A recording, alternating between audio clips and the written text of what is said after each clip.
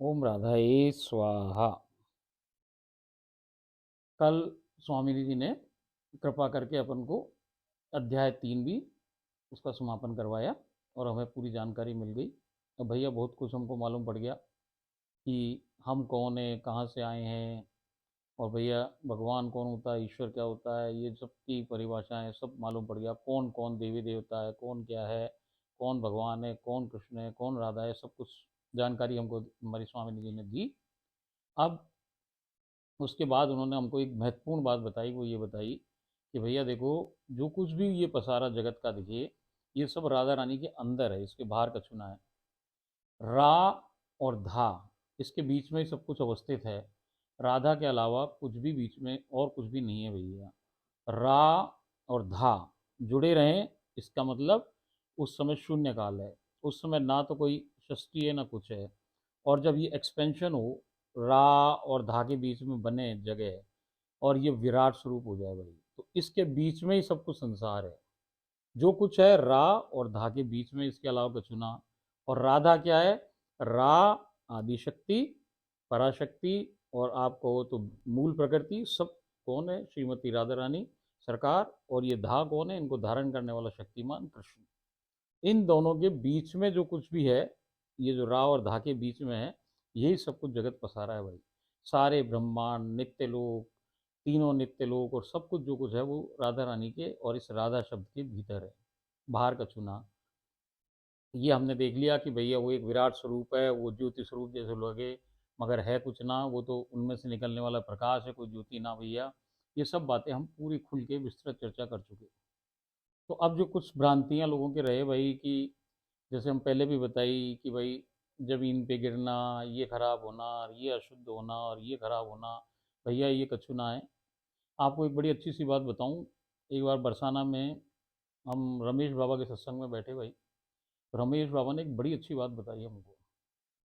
उनने बताई भाई कि एक कोई उनके भक्त थे, वो हर साल उनके पास आते थे और आकर के उनके सत्संग में रहते थे, वहाँ समय व्यतीत करते थे बरसाना में आके।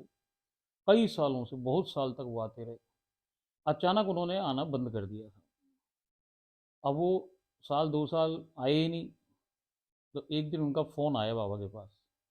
तो बाबा ने उनसे कहा कि भाई तुम हर साल आया करते थे यहाँ, अब क्या हो गया, अब क्यों नहीं आते हो धाम में?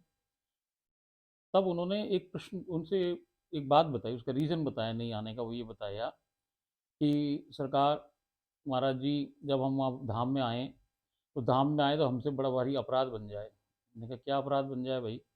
तो बोले हम साहब वहाँ ये अपना मलमूत्र को त्याग करें धाम में, इससे बड़ा अपराध क्या हो सके कि भाई राधा रानी का ब्रज भूमि इतनी बढ़िया जगह है, इतनी शुद्ध, और हम जाके वहाँ पे मलमूत्र त्यागें, तो भाई ये तो बड़ा भारी अपराध है। तो बाबा ने जो उत्तर दिया ना, वो बहुत ही अच्छा था। बाबा ने उत्तर दिया, भाई देख, ये जो राधा है ये माँ है। अब कोई माँ हो, देखो आप, उसको छोटा सा बालक है, अब वो उसकी गोद में है, वहीं वो मलमूत्र को त्याग करे चाहे कुछ भी करे, भाई माँ को कछु फर्क ना पड़े। माँ उसको वैसे ही चिपटा ले, चोट लग जाए बच्चे के और वो मलमूत्र में है, तो भैया वो ऐसे को ऐसे उठा लाए उसको, तो वहाँ उसको कोई खराबी नज़र ना आए। तो भैया इस बात को बड़े गौर से समझो कि सब कुछ जो जगत पसारा है भैया, ये राधा के अंदर है। इसमें शुद्धि अशुद्धि, नीचे गिर जाए तो उठाए नहीं साहब, और ये फलाना है, और ये खराबी है, और ये है। अरे भैया कछु ना है, ये सब भ्रांतियाँ हैं। ये कोई ज्ञान नहीं है, ये बुद्धि है। जब तक बुद्धि मरे ना भैया, जब तक ये ऐसे उद्यम करे, ये आपको उल्टी ही बात बताएगी भाई, सुनी सुनाई इधर उधर की। ना वो जिसकी सुन रहे हो वो बेचारा कह क्या रहा है और आप समझ क्या रहे हो, क्योंकि ये आपने बुद्धि अप्लाई कर रखी। भैया ये तो सौदा बहुत महंगा है। राधा जी का सौदा बहुत महंगा भैया। कृष्ण और राधा की भक्ति को मजाक थोड़ी है। ये सौदा तो बहुत ही महंगा सौदा, इसमें तो गर्दन कटानी पड़े। गर्दन कटाने का अर्थ हम आपको पहले भी समझा चुके भाई, कि ये शरीर से ऐसे गर्दन काट के फेंक दी जाए, तो इस धड़ में अब क्या नहीं बचा? इसमें हमारा दिमाग नहीं बचा, हमारी बुद्धि नहीं बची। तो भैया बुद्धि को मारना है, गर्दन ऐसे नहीं काट के फेंकनी कुछ शरीर की। तो आत्महत्या थोड़ी करे भाई। ये पूरी बॉडी ऐसी रहे, बस इसका जो दिमाग है ना, तो जैसे अपने मोबाइल फ़ोन हो, उसकी क्या करो भाई, पावर ऑफ कर दो, ख़त्म।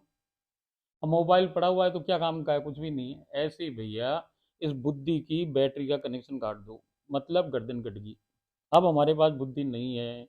बुद्धि नहीं है तो भैया अब जो वो कहेंगे सो ही हम बोलेंगे, वो कहेंगे जो ही हम मानेंगे। इसी को कहें शरणागति भाई। इसी को कहें कि बुद्धि को अप्लाई मत करो।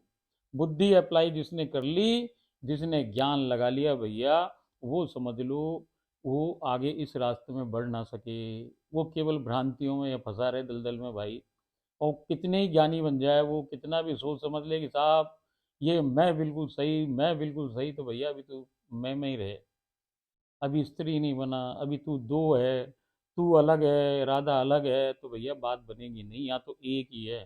प्रेम गली अति सांकड़ी, जामे दो न समाए। अब तो भगवान, अब तो राधा ही है भाई। जो दिखे सो राधा, जो कुछ समझ में आए वो राधा। राधा खा रही है कुछ चीज, अब वो नीचे गिर गई, अब वो प्रसाद, उसका प्रसाद है। जब तो आपको, जब प्रसाद है हमने खा लिया, अब कोई दूसरी चीज गिर गई, अब नीचे जमीन का नहीं खाएंगे। अरे क्यों नहीं खाओगे भाई? कौन सी जमीन है ये राधा ही है। राधा के अंदर राधा से गिर गई। और चीज भी क्या, वो भी तो राधा ही है। जो गिरी सो भी राधा। खा कौन रही? राधा। खिला कौन रही? राधा। और वो चीज भी राधा, तो भैया फिर फर्क क्या है? अरे बुद्धि मत लगाओ भाई, बुद्धि को उसका कनेक्शन काटो पहले। बुद्धि का कनेक्शन काट दो, बुद्धि को जीरो कर दो, तभी जाके आगे बढ़ोगे। नहीं तो भैया यहीं खड़े रह जाओगे, यहीं थाड़े रहोगे। जन्म जन्म जन्म जन्म कछु ना भय। भैया इसके लिए सबसे पहले बुद्धि को मर्डर करो। बुद्धि का मर्डर कैसे होए? कि भैया बुद्धि को ज्ञान से मार दो, और ज्ञान को फिर और मार दो विवेक से, और ऐसे करते करते भैया विवेक जग जाए तो फिर अपने आप मन मर जाए। मन मर जाए तो चित्त आ जाए। हमारे काम की चीज़ दो ही भैया, मनुष्य के हित की दो ही चीज़, क्या? या तो विवेक और या चित्त। यही सबसे बड़ो हित, यही आपको आगे पहुंचाए भाई। चलो एक बात तो ये हुई सरकार। एक दूसरी बात मुझे और याद आई।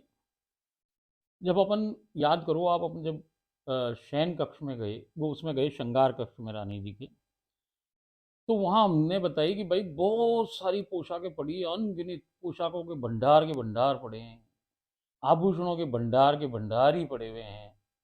तो भैया ये भी बताया गया राधा रानी द्वारा कि हम तो एक ही बार धारण करें, एक चीज को दोबारा करें ही ना।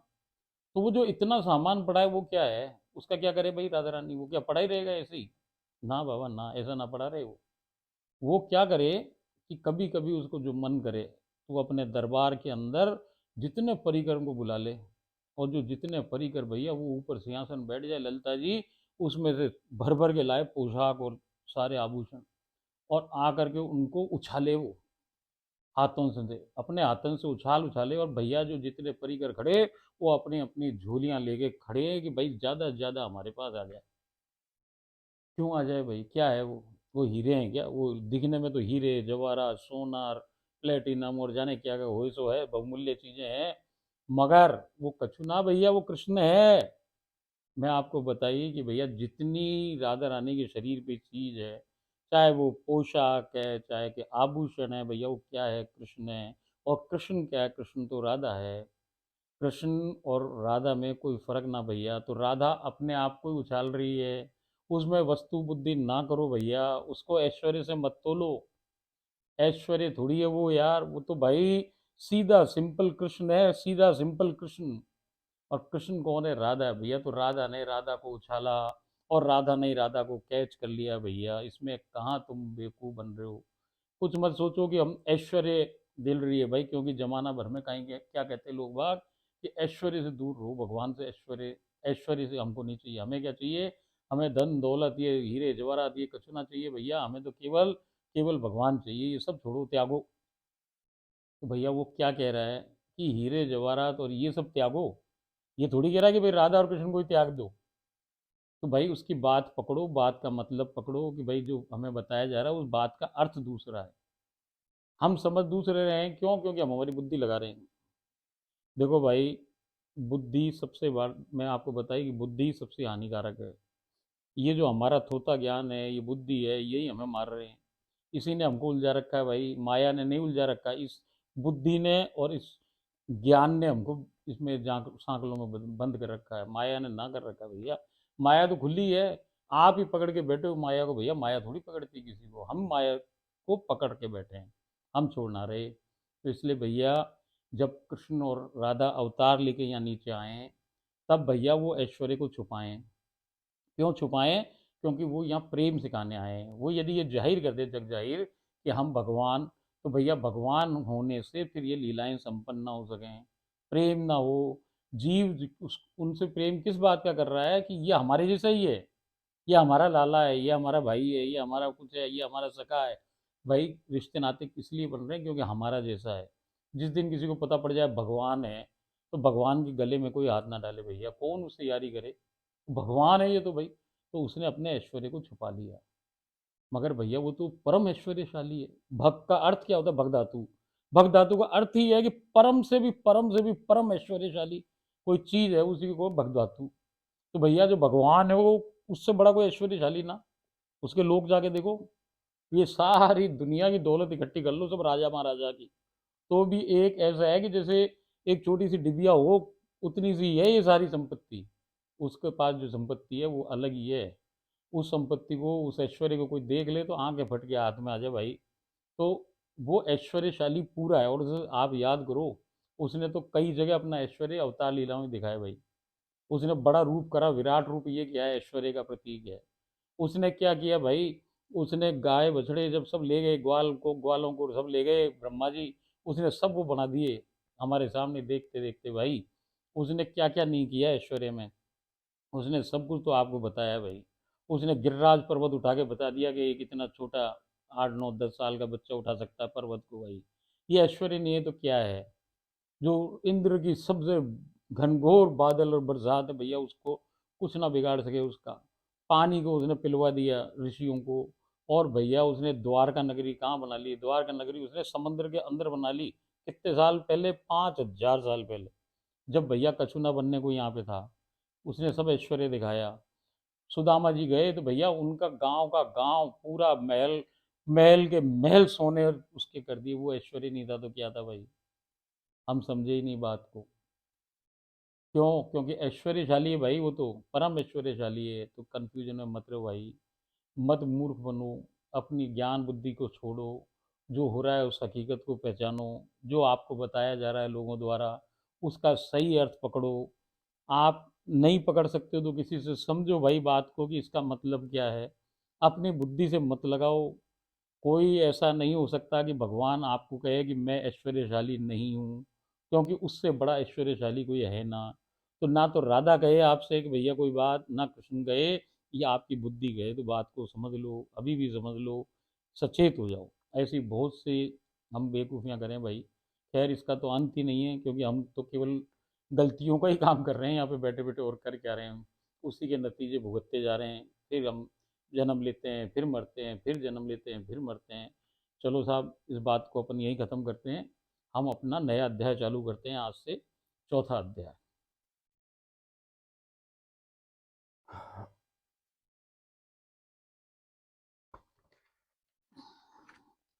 ओम राधाए स्वाहा। तो चौथा अध्याय क्या है साहब? सदगुरु द्वारा सुझाया गया सुमार्ग। सुमार्ग मतलब अच्छा रास्ता, बढ़िया रास्ता, कि कैसे जल्दी जल्दी हम वहाँ पहुँचें। सदगुरु द्वारा सुझाया गया सुमार्ग व अंतिम गंतव्य अर्थात महालक्ष्य, गोलोक के नियम व संविधान। अब हमको ये समझना पड़ेगा कि भाई हम लोग दूसरे में जा रहे हैं, तो हम जैसे किसी दूसरे देश में जाएं तो भैया पहले हम पढ़ के जाएं कि वहाँ का कानून क्या है। अब आप जैसे कहीं दुबई और कोई मुस्लिम कंट्री में चले जाओ भाई, और मालूम पड़ा वहाँ तो भाई अपराध की सजा ही खतरनाक। आप किसी औरत को देख लो, आप यहाँ के फोड़ दें। आप कोई गलत चोरी कर लो भैया, हाथ काट दें। तो ऐसे देश जाओ तो पहले पढ़ के जाओ भाई कि वहाँ नियम कायदे कानून क्या है। वो भारत ना है, भारत में तो आप कचू कचू भी करते डोलो, कोई ना कुछ कर रहा है यहाँ। यहाँ आपके केस भी ऐसे चले भाई कि पूरी ज़िंदगी बीत जाए तो भी ना कोई सजाई ना हो उसमें। तो वहाँ ऐसा ना भैया, वहाँ दूसरा है तो दूसरे देश का दूसरा कानून, दूसरे देश का दूसरा संविधान। तो भैया किसी भी देश की यात्रा करने के पहले वहाँ के नियम कायदे कानून समझ लेने चाहिए। अब वहाँ गाड़ी मालूम पड़ा कि बाएं हाथ पे चले, अपन इधर राइट हैंड पे, अपन बाएं पे चला है, वो राइट पे चला है, भैया बड़ा बड़ा उल्टा काम है। तो पहले समझ के जाओ। इसलिए चौथा अध्याय बहुत ज़रूरी है कि हमें मालूम पड़ना चाहिए कि अब हम जिस लोग की यात्रा कर रहे हैं वहाँ का संविधान क्या है, और रास्ते क्या क्या हो सकते हैं, सुमार्ग क्या बताया गुरु ने, वो हमको सारा डिस्कस करना है। ये थोड़ा सा गहन विषय है, इसमें थोड़ा ध्यान लगाना। हाँ, मैं छोटे-छोटे में ही बनाऊँगा क्योंकि ये काफ़ी बड़ा है, लंबा है। तो अपन इन एपिसोडों को ध्यान से देखिए, ध्यान से सुनिए और समझिए। एक बात मैं आपको और फिर बताऊँ, पहले भी बताई कि भाई देखो, ये बड़ा गूढ़ विषय है और इस विषय में हो सकता है कि आपके मन में कई सारे प्रश्न उठ रहे हों। अब चूँकि प्रश्न उठ रहे हैं तो उनके जवाब भी चाहिए होते हैं आदमी को, और नहीं मिलेंगे तो आप वहीं के वहीं कन्फ्यूजन की स्थिति में पैदा खड़े रहोगे आप। तो भाई आप क्या करो, हमारा ईमेल एड्रेस है, उस ईमेल एड्रेस पे आप प्रश्न भेज सकते हो, बिल्कुल खुला है। और आप हम आपको उन प्रश्नों के राधा रानी से जवाब पूछ करके बताएंगे भाई। तो कुछ आपके जो बुद्धि में भ्रम पैदा ना हो, इसलिए भाई ये ध्यान रखो कि आप लगातार संपर्क में रह सकते हो, ऐसी कोई बात नहीं। कभी भी आप मेल पे ये क्वेश्चन भेज सकते हो, आपके जो भी हों। चलिए अब हम अध्याय का शुभारंभ करते हैं। श्री गोलोक धाम की महारानी की जय हो, जय जयकार हो। श्री स्वामी जी के श्री कृष्ण की जय हो, जय जयकार हो। श्री स्वामी जी की सखी मंडल की, सकल जूत की, सकल दरबार की, सकल परिकर की जय हो, जय जयकार हो। सदगुरु श्री बाबा जी महाराज की जय हो, सदगुरु श्री बाबू जी महाराज की जय हो, सदगुरु श्री महादेव जी की जय हो, जगत गुरु श्री कृष्ण की जय हो, जगत गुरु श्री कृष्ण की भी गुरु श्री राधानी सरकार की जय हो, जय जयकार हो। ओम राधाए स्वाहा। करोड़ों जन्मों से माया संतापों के सताए जीवन में, जब भेजा जाएगा सदगुरु तुम्हारा, सुखद लगेगा ऐसे भव सागर में डूबती तुम्हारी पुरानी नैया को मिल जाए जैसे कोई किनारा।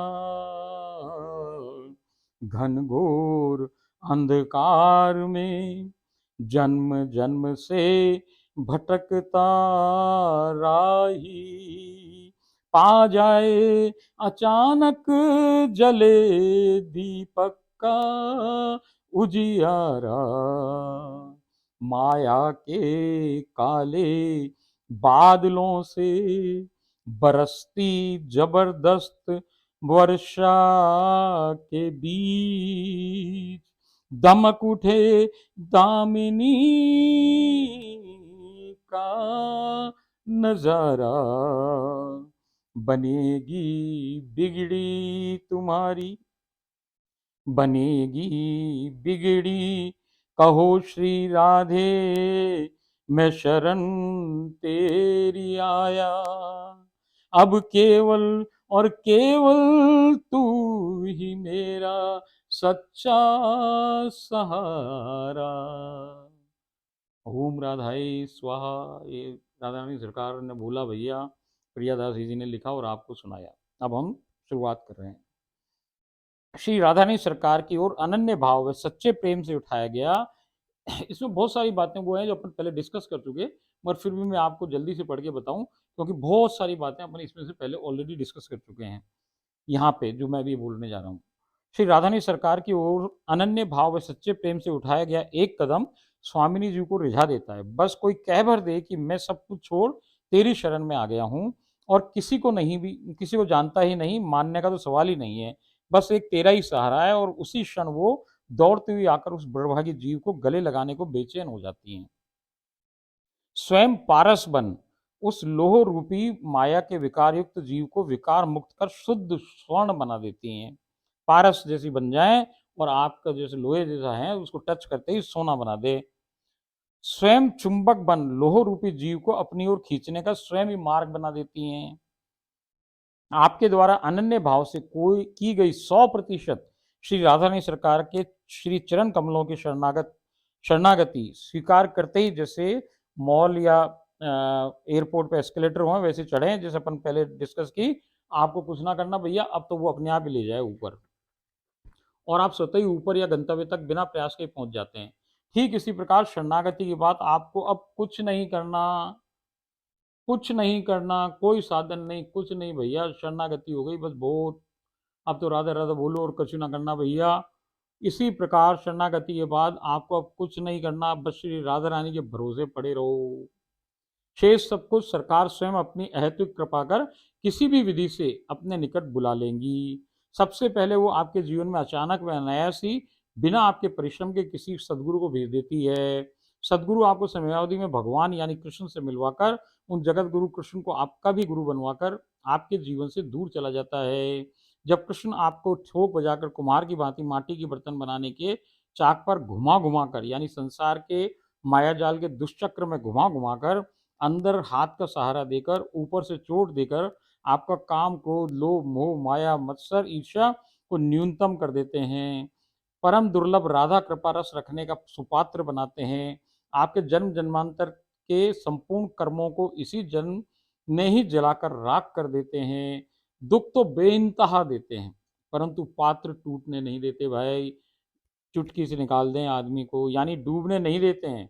और फिर अत्यंत तेज ताप वाले अलाव में पका बर्तन पक्का करते हैं। इसी कारण तो कहा जाता है, जैसे अपन कल बोली कि भाई क्या देते तुम यदुवीर, रोना धोना से सकना और आहू की जागीर। ये अटल सत्य है कि कृष्ण भक्त को दुख तो झेलने होते हैं, ये पक्की बात भाई। कृष्ण भक्ति करो तो दुख झेलना ही पड़ेगा आपको, परंतु दुख के बाद का अनोखा राधा प्रेम का परमानंद, जिसको साधारण संसारी जीव समझ ही नहीं सकता, जिसने जीवन भर मिली केवल मात्र मिश्री यानी संसारी सुख को ही सर्वश्रेष्ठ मिठाई माना, तो उसे रसगुल्ले के स्वाद का पता कैसे चलेगा। जब वो स्वयं किसी दिन रसगुल्ले का रसास्वादन करेगा, तभी वो मिश्री के प्राप्त आनंद व रसगुल्ले से प्राप्त परमानंद का अंतर समझ सकेगा। कोई समझाने वाला भी उसे क्या समझा पाएगा। अब देखो सरकार, ये बात समझाई भी कैसे जा सके, जिसने कभी चखा ही नहीं रसगुल्ला, उसको कैसे बताओगे रसगुल्ला कैसा है। भाई वो ना समझ सके कि ये कैसी स्थिति है कि जैसे किसी गूंगे व्यक्ति को गुड़ खिलाकर उसे गुड़ का स्वाद दूसरे को समझाने को कहा जाए। अब उसको बोलना तो आए ना बात, अब उसको तो पता है कि गुड़ का स्वाद क्या है। अब वो कैसे बखान करे, उसको कैसे बताए कि गुड़ का स्वाद क्या है। पहले तो सामने वाले ने कहा ही नहीं, उसको पता ही नहीं गुड़ का स्वाद क्या होता है, और उसके पास बोलना ही भैया, तो वो कैसे समझा पाएगा। परंतु वाणी नहीं होने के कारण समझाने में नितांत असमर्थ है, क्योंकि दूसरे व्यक्ति ने अभी तक वो स्वाद कभी ना तो जागृत, ना ही सुषुप्ति और ना ही स्वप्न में भी अनुभव ही नहीं किया है। ये तो केवल मात्र अनुभव ही का विषय है। दिस इज ये जो बात है, ये केवल अनुभव से ही सिद्ध होती है भाई, उसका बखान करना असंभव है। उस बर्भागी जीव को कृष्ण वो अजब अनोखा परमानंद चिरकाल के लिए प्रदान कर देते हैं। जब कृष्ण जीव को भली भांति परख लेते हैं, तब राधा ने सरकार की आज्ञानुसार अपनी नौका में बैठा स्वयं खोया बन संसार रूपी भव सागर पार कराकर पल्ली पार यानी गोलोक धाम के महारानी श्री राधा ने सरकार तक पहुंचा देते हैं, और स्वयं अपनी भी गुरु राधा रानी सरकार को उस परम बड़भागी जीव की भी गुरु श्री राधा रानी सरकार को बनवाकर दूसरे जीवों के कल्याण के लिए पुनः संसार में लौट जाते हैं। ये कृष्ण अवतार लीला वाले कृष्ण ही होते हैं, संसार में ही रहकर स्वामिनी जी द्वारा चयनित जीवों को सुपात्र बनाते हैं और उन्हें स्वामिनी जी तक पहुंचाते रहते हैं।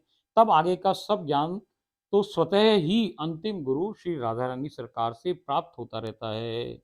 ये सारी बात अपन पहले पूरी अच्छी तरह डिस्कस कर चुके भाई, कि वो आपको पहले रास करे, रास करके रस दे, रस से आप समझ जाओ राधा का तत्व। उसके बाद क्या करे भाई, वो आपको बांसुरी में बिठाए, काम क्रोध लोभ मोह ईर्ष्या माया इन सब को, मत्सर को, इन सब को भाई शांत करे, और उसके बाद फूंक लगा के फेंक दे, भवसागर से पार करा दे। और भैया फिर क्या करे कि वहाँ सखियाँ झेल लें, सखियाँ फिर ठीक करें, और फिर एक दिन राधा रानी के पास पहुँचा दें। यही सारी कहानी ही वो फिर दोबारा अपन ने सुनी। हम राधा रानी के श्री चरण कमल के अंगूठे से एक दिन रस की धारा के साथ बहते हुए इस संसार में गिरा दिए गए हैं। ये भी हम पहले चर्चा कर चुके हैं। हमारी आत्मा या अंतर्मन परम व शुद्धतम राधा रस के समुद्र से गिरी एक बूंद ही है। यदि जीवन की तुलना, ये भी हम पहले सुन चुके हैं, फिर भी पढ़ रहा हूँ क्योंकि राधा रानी के शब्द हैं, इसको पढ़ना जरूरी है। हाँ, यदि जीवन की तुलना दूध से करें तो शुद्ध गैया का दूध ही हमारी जीवात्मा है। हम इस दूध से मिठाइयाँ जैसे रबड़ी खीर इत्यादि बना क्षणिक सुख यानी सांसारिक सुख प्राप्त कर दूध के महान उपयोग को समाप्त कर सकते हैं, या फिर इसमें सदगुरु के दिए मंत्र द्वारा लगाए जामन से दही जमा सकते हैं। दही से ही हम लस्सी रायता कढ़ी इत्यादि बना क्षणिक सुख पा दही के महान उपयोग को समाप्त कर सकते हैं। जैसे सांसारिक सुख या सिद्धियां प्राप्त करना, या फिर गुरु मंत्र की मथनी बनाकर बिलोकर और छाछ रूपी संसार के विकारों को अलग कर माखन प्राप्त कर सकते हैं। देखो भैया, ये सारी बात ये बताई गई कि भाई जहां आप रुक जाओ, जिस स्टेज पे रुक जाओ, आपको सिद्धि चाहिए, ये चाहिए, देवी देवताओं संसार चाहिए, तो भैया रुक जाओ, जिस स्थिति में हो, दूध से लेकर के और माखन तक की स्थिति में कहीं खड़े रहो। तो भैया ये सब खराब होने वाली चीज़ें हैं, इवन माखन भी खराब हो जाए, मगर जैसे ही माखन बने भैया तो फिर क्या हो वो सुनो। या फिर माखन चोर कन्हैया को बुलाकर प्रस्तुत किया जा सकता है ये माखन। माखन को भी खराब कर सकते हैं अपन। ये कह रहे हैं कि छाछ रूपी संसार के विकारों को अलग कर माखन प्राप्त कर सकते हैं। माखन भी क्रीम इत्यादि क्षणिक सुख प्राप्ति कर समाप्त किया जा सकता है, या फिर माखन चोर कन्हैया को बुलाकर प्रस्तुत किया जा सकता है। माखन चोर कहना तो जीव के अंतर मन में माखन बनने की ताक में ही बैठा रहता है। कब जीव का मन माखन सा कोमल हो जाए और मैं माखन चुरा लूं। कोमल सहज निर्विकार व निश्चल माखन क्या है? हमारा अंतर्मन माखन के समान निर्विकार, यानी किसी प्रकार की दूसरों के प्रति खराब सोच लेश मात्र भी ना रहे, कोमल यानी दयालु हो जाएं, जो कि दूसरों के दुख दर्द को समझ सकें, वे उन्हें कम या समाप्त करने का प्रयास करें। निश्चल यानी कोई भी छल लेश मात्र भी नहीं रहे। सहज यानी बालक के समान जैसा अंदर वैसा ही बाहर कपट रहित हो जाएं। ऐसे माखन जैसे भाव में सतत हो जाना ही मन में माखन का प्रकट होना होता है। अब ये उदाहरण ही है केवल भाई माखन बनना। माखन चोर कौन सा माखन खाए? अवतार लीला में उनने केवल वो जो बने माखन सच्ची वालों उसी को भाई खाया। मगर वास्तव में ये ऐसी कहानी है ना। कहानी तो ये है कि भाई जीव का माखन कैसे बने। माखन के लक्षण इन्होंने अभी बताए कि भाई वो कोमल होना चाहिए, क्योंकि हाथ लगाओ भाई बिल्कुल कोमल वस्तु है वो कपट रही थे, सहज है एकदम, बिल्कुल आप सीधा मुंह में धरो, सीधा पेट के अंदर, तो भैया कोई प्रयत्न ना करना पड़े उसको खाने में।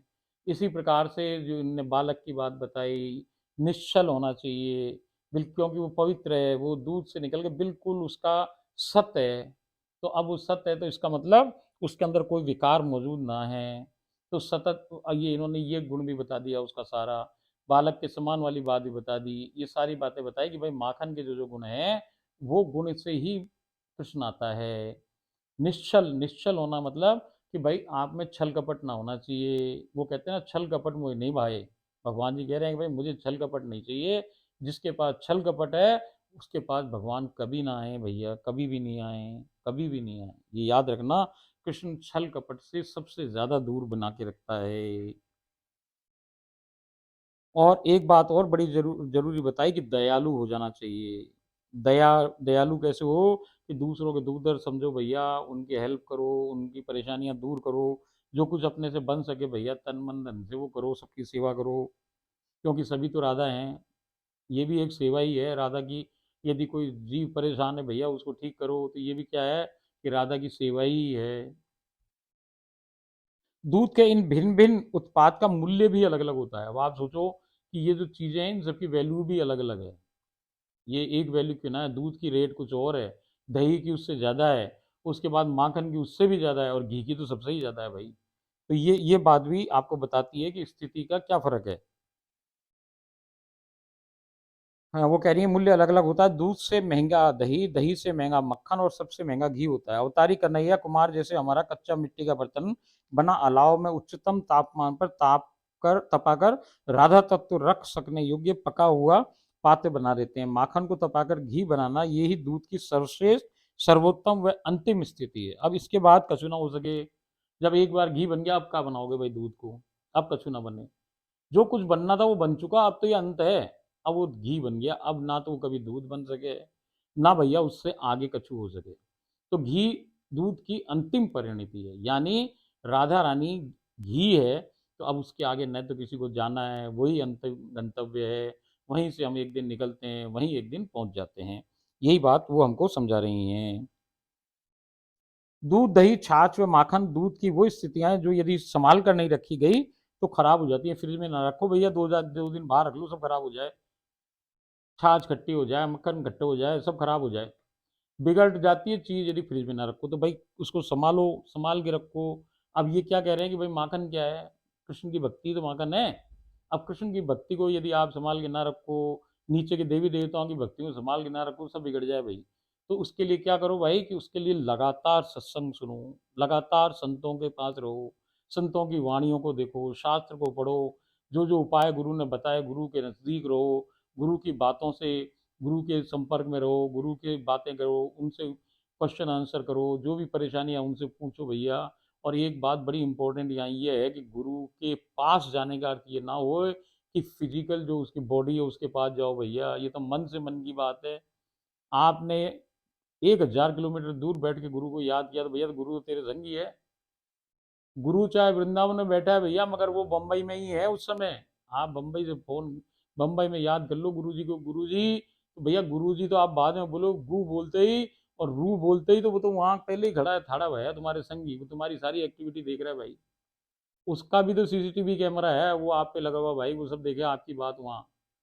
तो गुरु के पास जाने का मतलब ये है कि गुरु के पास सानिध्य का अर्थ कि गुरु के बताई बातों के पास जाओ। गुरु के शरीर के पास नहीं, कपड़े के पास नहीं जाना है, क्योंकि वहां तो कपड़ा ही है गुरु का भाई। गुरु तो कहाँ है? गुरु तो भाई दूसरे लोक में रहे, वो अंतश्चिंतित देह तो दूसरे लोक में है, वो तो केवल उसका शरीर पड़ा है इधर तो भाई। तो वो शरीर से मिलके क्या करोगे भाई? गुरु के पास जाने का अर्थ यहाँ पे है कि गुरु की बातों के, उसके वचनों के, उसके उपदेशों के, उसके सत्संग के पास रहो। यही बात है केवल। ये बात ना कि भाई गुरु के पास आप यहाँ से 2000 किलोमीटर दूर करके भाग रहे हो बार बार, ऐसा नहीं, पॉसिबल नहीं है। तो वो उस बात को समझो कि उसके पीछे मतलब क्या है।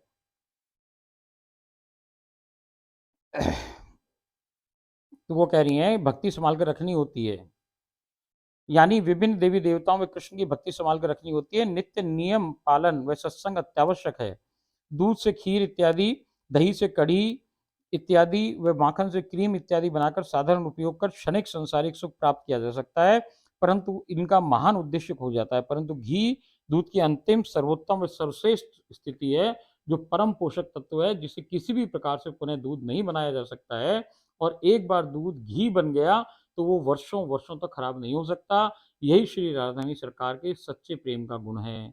अब आपको कोई नियम कानून की आवश्यकता ही नहीं है। श्री राधारानी सरकार ने एक बार परिकर बना लिया, अब कोई भी वस्तु व परिस्थिति आपका प्रेम खराब करने में सक्षम नहीं है भाई। कृष्ण की भक्ति तक खराब हो जाए भैया जब राधा आपको परिकर बना ले, कोई परिस्थिति आ जाए, कैसी स्थिति हो जाए, आपसे कोई दुनिया भर के अपराध हो जाए भैया, कुछ ना हो रहा। क्यों? क्योंकि एक बार राधा ने आपको अपने चरण शरण कर लिया तो भैया फिर वो कभी भी वापस ना छोड़े। वो जीव से इतना प्यार करे और जीव उससे इतना करे कि वो छूटने की बात रहती ही नहीं। ये बंधन है अनजाना, कोई नहीं नहीं जाना।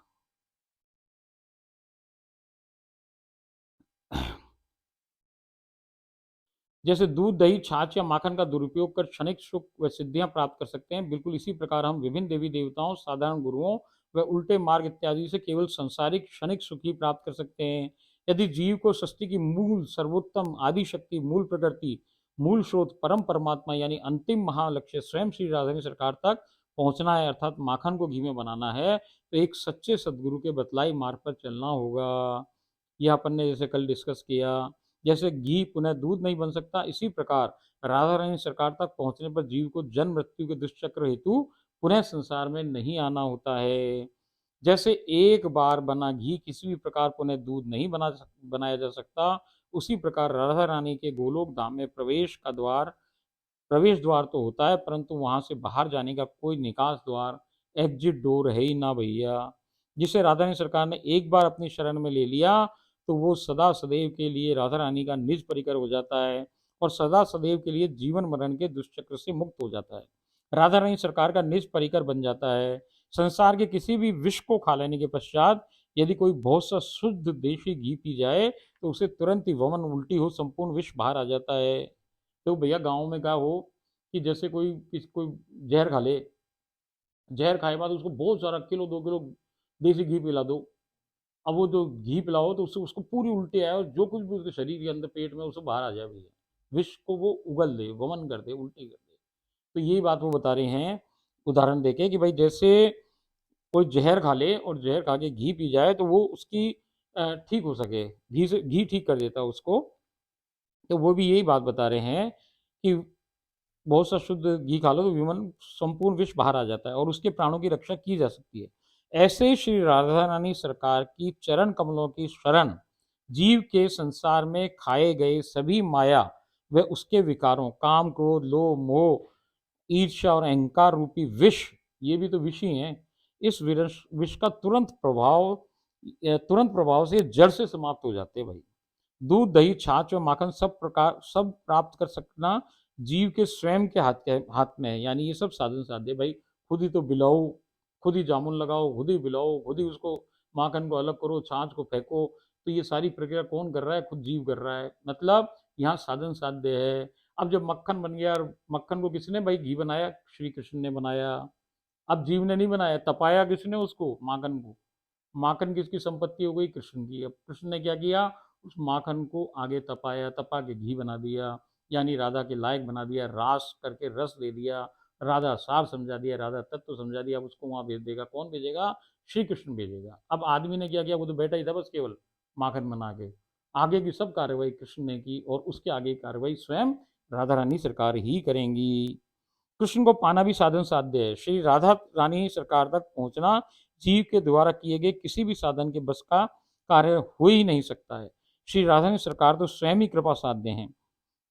केवल और केवल एकमात्र राधा रानी सरकार की इच्छा से करोड़ों करोड़ों में से एक चुनिंदा जीव जिस पर उनकी अहेतुक कृपा की बरसात हो जाए, उसको अवतारी कृष्ण को कहकर अपने तक बुला लेती हैं। इसमें कृष्ण की भी इच्छा भी नगण्य है। कृष्ण चाहकर भी बिना स्वामिनी जी की इच्छा के किसी को गोलोक धाम नहीं ले जा सकते या भेज सकते। माखन कान्हा को अत्यंत पसंद है। किसी भी देवी देवता, यहाँ तक कि नित्य महादेव, नित्य नारायण और नित्य ब्रह्मा को भी अधिकार नहीं है, केवल और केवल एकमात्र अवतारी कृष्ण ही का अधिकार है कि वो माखन को अत्यंत ताप देकर घी में बदलकर जीव को गोलोक धाम अपनी नैया में बिठाकर स्वयं ही खिवैया बन संसार रूपी भव सागर पार कराकर गोलोक, नित्य गोलोक धाम या नित्य वृंदावन तक बड़भागी जीव को सखियों के हवाले करके आ जाते हैं, जहाँ सखियां पुनः शेष कमियों को ठीक कर राधा रानी सरकार के सम्मुख उपस्थित कर देती हैं। जीव को छोड़कर अवतारी कृष्ण पुनः पृथ्वीलोक दूसरे चुनिंदा जीवों को लेने पधार जाते हैं। देखो भैया, वहाँ पे क्या है कि वहाँ तो लाइन लगी है, क्यों लगी है? और जैसे मैं पहले भी बताई, चर्चा करी कि भैया वहाँ एक 1 by 1 है, एक ही जा सके एक बार में, तो एक को छोड़ के आओ, फिर दूसरे को ले जाओ, फिर तीसरे को ले जाओ, ऐसी कहानी चलती रहे। अवतारी कृष्ण को यही काम रह जाए यहाँ पे कि भैया तैयार करो पात्र लेके जाओ, तैयार करो पात्र लेके जाओ। उनकी यही ड्यूटी रह जाती है यहाँ पे। वो क्यों वो अवतारी कृष्ण कह रहे हैं हम बार बार? क्योंकि संसार में अवतारी कृष्ण ही उपस्थित है।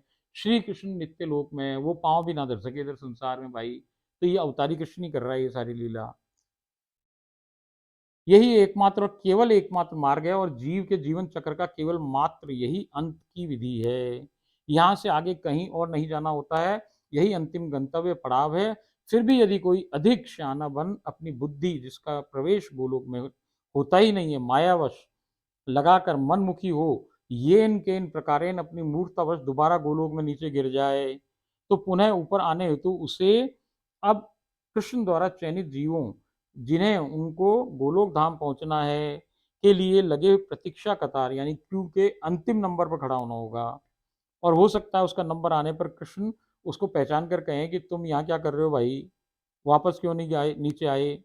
अब मैं पुनः तुम्हें वापस नहीं भेजूंगा, अब तुम ये संसार में मरो, यही संसार में बने रहो। अब बात समझो सरकार।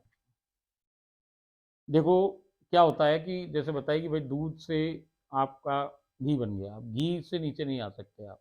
मगर भाई कोई ऐसी परिस्थिति हो, कोई आपको गलती से कोई, आप अपना दिमाग लगा लो उधर भाई थोड़ा बहुत भी, और आपकी वो भी करनी किसकी हो कि भाई आपने कोई ऐसा अपराध कर डालो कि राधा रानी ने आपको सदगुरु का, और सदगुरु ने ही धक्का देके फेंक दिया वापस नीचे, भाई जा तू गलत है, तो तेरे तेरे बस में नहीं है अभी तक, कुछ रह गई कमी, पको और जाके, तो फिर वो नीचे फेंक दे। अब यहाँ क्या है, देखो क्यों लगा हुआ है, ऐसे क्यों है अपने पृथ्वी लोक पे, क्यों कैसे लगे भाई? कि ऐसे लगे एक के बाद एक के बाद एक, आगे पीछे वाला क्यों है।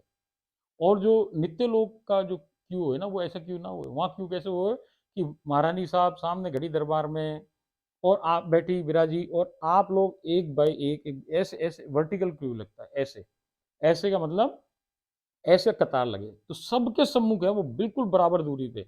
ऐसे ना है कि जैसे पृथ्वी पे लगे आगे पीछे, एक आपके आगे है तो एक पीछे खड़ा है, वो फिर पीछे खड़ा है, फिर पीछे खड़ा है, ऐसे नंबर है। इस पृथ्वीलोक के क्यू का। तो भैया वो क्यू के अंदर अब क्या हुआ कि जब आप नीचे गिर गए गलती से या गिर दिए गए, तो आप भाई सबसे लास्ट में मालूम पड़ा 10,000 लोग खड़े, 1,000 लोग खड़े थे, अब आपका नंबर है 1,001। अब पहले वो 1,000 लोग जाएंगे, तब तक आप यहीं जन्म में फिर मरो फिर जियो, फिर मरो फिर जियो। फिर मान लीजिए आपका नंबर आ गया, नंबर आया, उनने देखा कृष्ण ने, अरे मैं तो तेरे को वहां ऊपर छोड़ गया, तू यहाँ क्या कर रहा है? अब चल, ज्यादा होशियारी करी, अब यहीं पड़ा रहे, तू संसार में रहे, भैया छोड़ दे। तो फिर क्या करो? तो वो ये बात समझा रही हैं कि बुद्धि को लगाना ही नहीं है भैया, बुद्धि डस्टबिन में डाल दो, ज्यादा होशियारी मत करो कि भाई हम नीचे आ जाएंगे और फिर वापस चले जाएंगे, ऐसा कछु ना। अब उनने एक एग्जाम्पल और दिया भैया, उन्होंने बताया कि जैसे कोई वैष्णो देवी की यात्रा पे जाए, तो आप कटरा से ऊपर चढ़ना चालू करो भैया, तो बहुत सारी साधन चाहिए कि भाई जूता दूसरा चाहिए, कि लाठी चाहिए, बीच में मालिश करवाना उसे मालिश करवाओ भाई। और करते करते आप अर्धकुमारी पहुंच जाओ, अर्धकुमारी में आपने सब दर्शन किए, सब कुछ वहाँ की जानकारी प्राप्त करी, और आप आगे चले गए। अब आप पूर्ण कुमारी मतलब पूरे वैष्णो देवी के पास जाके दर्शन भजन सब जो जो भी करना था सो कर लिया आपने। अब जैसे ही आप बाहर आ रहे थे, तो कुछ एक दल और आ रहा था ऊपर, 8, 10, 15 लोगों का, उन्होंने आपको आके बताया कि वहाँ भाई नीचे है ना बड़ा जबरदस्त भंडारा चल रहा है वहाँ पे अर्ध कुमारी पे, और वहाँ है ना इतना बढ़िया भजन कीर्तन बहुत बढ़िया हो रहा है। अब आपको आ गया लालच, आपको ये लालच ये आया कि भाई चलो यार आना ही तो है, वापस वापस आ जाएंगे यार, अपने क्या है, चलो घूम के आते हैं एक बार फिर नीचे। तो आप यदि वापस नीचे आ गए भैया, नीचे आ गए कहाँ से? पूर्ण कुमारी से वापस अर्ध कुमारी तक आ गए। अब भैया जब वापस आ गए, तो अब ऊपर कौन ले जाए? देखो भैया, वहां पे तो अवलंब कौन कौन से हैं? कि जूता है कि लाठी है? यहाँ का अवलंब कौन है? कृष्ण है। आगे की कहानी जो ऊपर ले जाए ना दूसरे लोक में, भैया कौन ले जाए? वो कृष्ण ले जाए। तो वो सारी जिम्मेदारी किसकी है? कृष्ण की है। अब भैया वो उसकी मर्जी, पूरी पूरी उसकी मर्जी कि आपको ले जाए कि नहीं ले जाए। तो इसलिए भैया उदम मत करो, ज़्यादा होशियारी नहीं करो। एक बार राधा के चक्कर में फंस गए तो फंसे रहो भैया, फिसल के बाहर मत गिरो, वहीं समटे रहो, उसी के पास लगे रहो, उसके चरणों में। दूर भागने की जरूरत ना, ऐसा कोई काम ना करो कि वापस आपको नीचे गिर दिया जाए। तो यही सारी बात उन्होंने अभी हमको बताई। विवेकशील व्यक्ति तो वापस नीचे नहीं जाएगा, वो जानता है कि भैया मैं पहले हुआ आया था, अब अपन को क्या करना है, पूरी कुमारी मिल गई तो अर्धकुमारी करेंगे क्या। तो वो वहीं बना रहेगा, और जो जिसके बात समझ में नहीं आई वो नीचे आया, अब वो कृष्ण की मर्जी से ही वापस जा सकता है ऊपर। तो ऐसा विचार चित्त में ना आने दें। एक बार अंतिम गंतव्य श्री राधारानी सरकार तक पहुंच गए, अब मरण दे संसार। क्या करोगे भाई इस संसार में? बड़ी मुश्किल से छूटा है, हजारों करोड़ों जाने कितने जन्मों बाद छूटा, अब तो छूट गया ना। अब काय को मरण दो इसको। हर जीव के जन्म लेने के साथ ही बहुत से गुरु होते हैं। प्रथम गुरु तो माँ ही है। हम प्रिया दासी जोड़ी हर दिन किसी दूसरे व्यक्ति से कुछ ना कुछ नया सीखते हैं। हम दोनों जने भाई, हमारी तो ये आदत ही बन गई कि जिसके पास कुछ भी हमारे काम की चीज़ है, चाहे वो सत्संग हो टीवी का, कि किसी महात्मा, कोई संप्रदाय का, कोई भी हो भाई, जिसके पास जो अच्छी वस्तु उसको सीख लो, उसको पकड़ लो। तो हम क्या करते हैं कि रोज एक कोई ना कोई बात किसी दूसरे व्यक्ति से नया सीखते हैं। जो कोई हमें कुछ सिखाता है वो वास्तव में हमारा गुरु ही होता है। दीक्षा गुरु अधिकतर कोई मनुष्य ही होता है। परंतु हम तो ना जाने, जैसे अपन डिस्कस कर चुके हैं कि हमारे अपवाद बने और हमारे महादेव जी दीक्षित वो बन गए हमारे गुरु, दीक्षा गुरु। यहाँ लिखा गया सब ज्ञान हमें हमारे तीनों गुरुजनों श्री महादेव जी, जगत गुरु श्री कृष्ण और श्री कृष्ण की भी गुरु राधा रानी सरकार से प्राप्त हुआ है, जो कि आपके हित के उद्देश्य में स्वामिनी जी के आदेश पर ही बतलाया गया है। इसमें कुछ सुना सुनाया, पढ़ा पढ़ाया व देखा दिखाया नहीं है। केवल शुद्ध हमारे गुरुजनों द्वारा दिया गया ज्ञान व अपने अनुभव व सत्य आपको भरोसा है। हाँ, कुछ उदाहरण जरूर सुने हो सकते हैं जो कि जटिल विषय को आसानी से समझने के लिए उपयोग में लाए गए हैं। ये अपन पहले भी चर्चा करी। सही मार्ग एक ही है, अतः कुछ तथ्य सुने सुनाए प्रतीत हो सकते हैं, क्योंकि भैया रास्ता एक है। यदि किसी और कोई पता है तो वो भी यही बात बता रहा है। इसलिए आप ये ना कहो कि भाई कॉपी हो रही है, कि ये हो रही है, कि वो हो रही है, कि आप उसकी नकल कर रहे हो, वो कर रहे हो। कछु ना भैया, वो जो बोल रही थी हम आपको बोल के बता रहे हैं, और जो दूसरे को बोल रही थी वो दूसरा बोल के बता रहा है। बात एक ही है, तो हो सकता है कि सिमिलरिटीज मिल जाए आपको। मगर उदाहरण जरूर आपके सुने सुनाए होंगे, और होते ही हैं, कुछ नए होते हैं।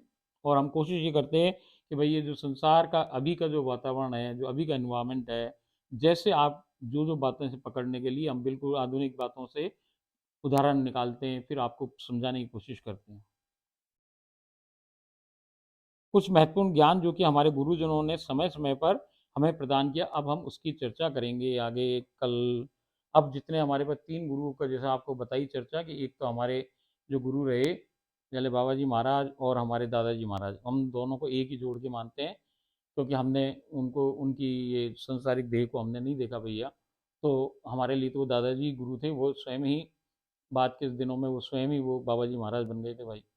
तो इसलिए एक गुरु वो हो गए, एक कृष्ण हो गए, एक राधा हो गए। अब इन तीनों गुरुओं की जो जो वाणियाँ हैं, जो जो आदेश हैं, जो जो ज्ञान है, वो हम आपको अभी अगले एपिसोड से बताना चालू करते हैं। ओम राधाए स्वाहा।